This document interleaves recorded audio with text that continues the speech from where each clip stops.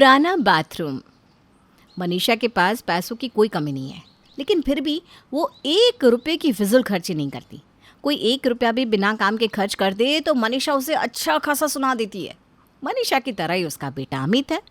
एक रोज़ संजय मनीषा से कहता है, बेटे की उम्र शादी की हो चली है, अब बाथरूम बनवा लेते हैं। बहू आएगी तो उसे दिक्कत होगी ना। अरे दिक्कत क्या होगी, बाथरूम में नहाना ही तो है, कौन सा सोना है। फिर भी आजकल की बहू बेटी कैसे मैनेज करेगी। आप ना उसकी चिंता मत करो, मैं खुद मैनेज कर लूँगी। बहू को मुझे देखना है ना। ठीक है, मैं क्या ही बोलूँ, तुम समझो। इधर मनीषा अमित के लिए लड़की देखने लगती है। उधर अमित अपने साथ काम करने वाली लड़की प्रीति के प्यार में पड़ जाता है। एक रोज़ बाजार में मनीषा और संजय अमित को प्रीति के साथ देख लेते हैं और सब समझ जाते हैं। घर जाकर मनीषा अमित से कहती है, देख बेटा, अगर तुझे कोई पसंद है तो बता दे, हम क्यों इधर उधर भटकते चलेंगे तुम्हारा रिश्ता देखने के लिए। वैसे इसमें कोई बड़ी बात नहीं है, आजकल तो सभी प्रेम विवाह करते हैं। मुझे प्रीति पसंद है। हमें लगा ही था, चलो हम कल ही प्रीति के घर वालों से बात कर लेते हैं। मनीषा और संजय अगले दिन प्रीति के घर अमित का रिश्ता लेकर पहुंच जाते हैं और प्रीति के घर वाले भी इस रिश्ते के लिए हाँ कर देते हैं। दोनों की शादी को मंजूरी मिल जाती है। कुछ ही दिनों में दोनों की शादी हो जाती है और प्रीति बहू बनकर मनीषा के घर चली आती है। अमित प्रीति से कहता है, तुम मुझे मिल गई, मेरी हर ख्वाहिश पूरी होगी। अमित, मैं भी इस घर में आकर बहुत खुश हूँ। तुम्हारा घर तो बहुत बड़ा और बहुत सुंदर है। हाँ, माँ ने घर को बहुत अच्छे से सजा कर रखा है। अगले दिन मनीषा नई बहू को कपड़े और जेवर देकर घर का बाथरूम दिखाकर कहती है, बहू जाओ, जल्दी से नहा धोकर तैयार होकर आ जाओ। हाँ जी मम्मी जी। प्रीति कपड़े लेकर बाथरूम में जाती है और बाथरूम देखते ही प्रीति की आंखें बड़ी हो जाती है। इतना पुराना बाथरूम, घर इतना सुंदर और बाथरूम ऐसा, इसकी तो खिड़की भी टूटी फूटी है। सब कैसे नहाते हैं यहाँ। कपड़े टांग देती हूँ।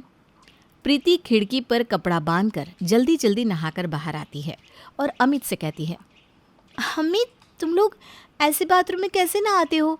एक तो इतना छोटा है, ऊपर से नहाना, टॉयलेट जाना दोनों अटैच। इतनी बदबू, मुझे तो उल्टी हो जाती। ऊपर से खिड़की भी टूटी फूटी है, कपड़ा लगाकर मुझे नहाना पड़ा।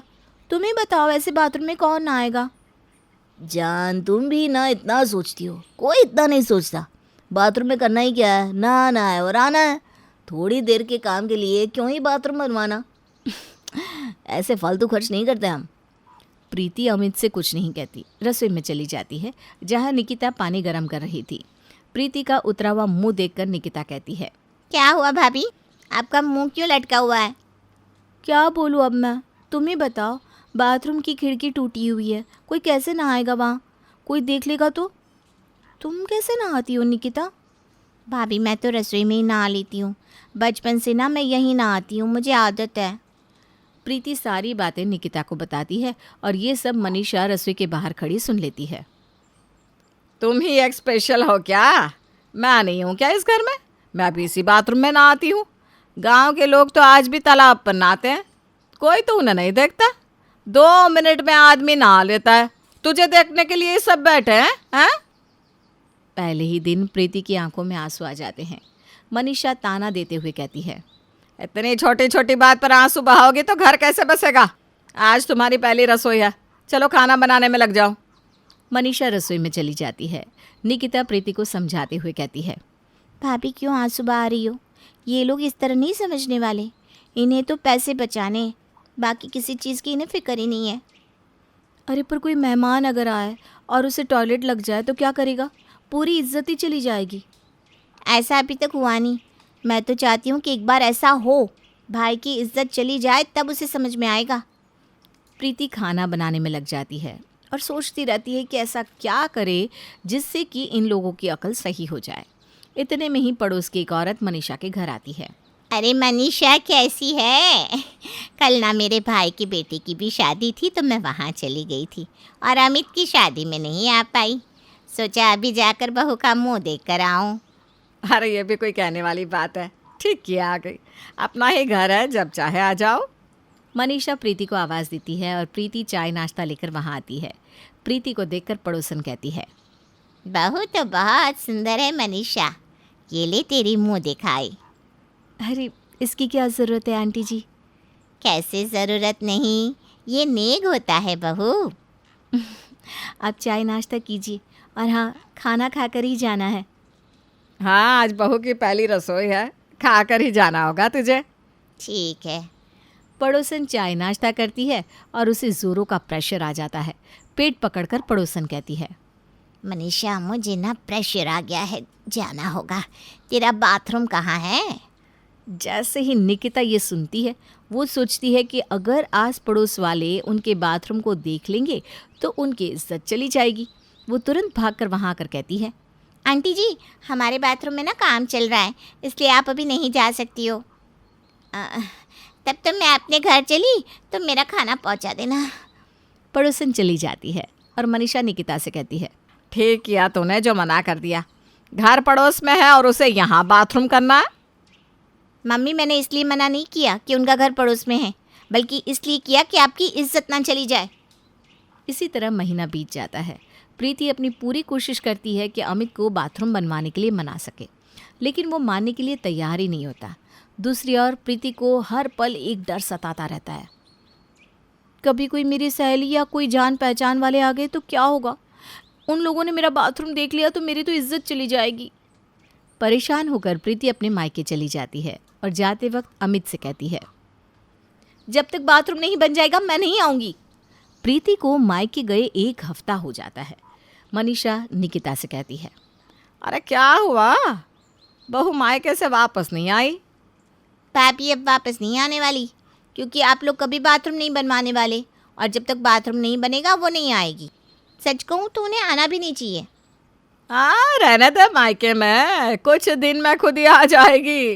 तभी अमित आकर कहता है, माँ सही कह रही हो, कुछ दिन में वो अपने आप आ जाएगी। आखिर मायके में कोई कितने दिन रह सकता है। अच्छा माँ, कल ना मेरे बॉस खाने पर घर आ रहे हैं। अरे तू फिक्र मत कर, मैं सब देख लूँगी। निकिता घर की सारी खबर प्रीति को देती रहती है। अगले दिन मनीषा रसोई में खाना बनाने में लग जाती है और निकिता घर को अच्छे से साफ सुथरा कर देती है। दोपहर के वक्त अमित के बॉस घर आते हैं। सब मिलकर उनका स्वागत बहुत अच्छे से करते हैं। मुझे आप सबसे मिलकर बहुत अच्छा लगा और अपनापन भी लगा। Thank you sir. Thank you छोड़ो, सबसे मिलवा दिए, अपने मिसेस से नहीं मिलवाओगे? सर वो प्रीति ना कल ही मायके गई है। सर आप हाथ धो लीजिए, मैं खाना लगाती हूँ। मम्मी ने अपने हाथों से खाना बनाया है। निकिता खाना लगाती है और सभी बैठकर खाना खाते हैं। खाना तो बहुत अच्छा बना है, पेट भर गया लेकिन मन नहीं भरा।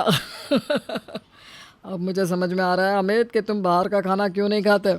जब घर पर ही बाजार से ज़्यादा टेस्टी खाना मिले तो कोई बाहर का खाना क्यों खाए? सर बोलिए तो आपके लिए भी कल से टिफ़िन ले आया करूँ। अरे निकिता, सर को हलवा दो ना, उन्हें मीठा बहुत पसंद है। निकिता बॉस को मीठा देने लगती है और गलती से हलवा बॉस के पैंट पर गिर जाता है। ओह सॉरी सर, वो गलती से गिर गया।